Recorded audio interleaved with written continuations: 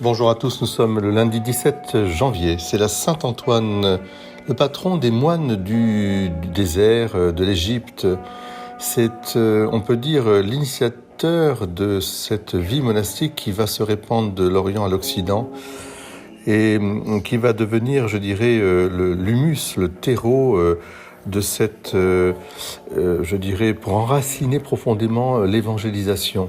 C'est un paradoxe peut-être dans notre monde affairé, superactif ou hyperactif, que de comprendre que dans l'histoire, les œuvres qui ont fait une œuvre de civilisation, d'amour et de paix ont commencé par des lieux de solitude, des lieux de prière, des lieux de, je dirais presque, d'éloignement du monde. Et c'est tout le paradoxe.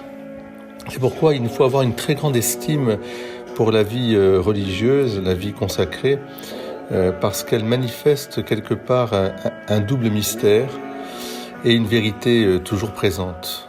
Un double mystère parce que c'est un mystère de fécondité.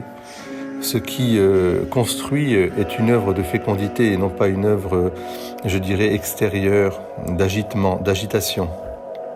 Et puis d'autre part, l'autre mystère, évidemment, c'est que comme c'est un mystère de fécondité, il y a une source profonde qui est une source de la grâce, qui est l'œuvre de la grâce, qui n'est pas visible à l'œil nu, mais qui se réalise dans l'intime, dans l'intimité la plus extraordinaire de cette aventure de Dieu avec l'homme et de l'homme avec Dieu. Et la vie religieuse est là pour nous le rappeler. Et puis, il y a aussi une vérité importante dans cette vie consacrée, cette vie des moines, c'est que nous sommes tous appelés à la vie du ciel déjà, à nous orienter vers le ciel, à ne pas perdre de vue le chemin qui nous mène vers le ciel. Alors, en ce 17 janvier, prions pour toutes les communautés monastiques que nous connaissons, que nous aimons, que nous apprécions. Prions aussi pour les moines d'Orient, en particulier les communautés monastiques d'Égypte, puisque c'est de là que vient Saint Antoine, du désert. Prions pour ce beau pays d'Égypte. Amen.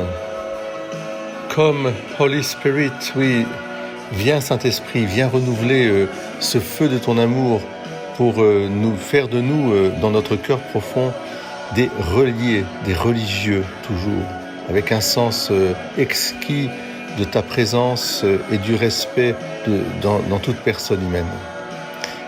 Une joie aussi dans l'esprit de pouvoir te louer, te prier et t'adorer. Amen.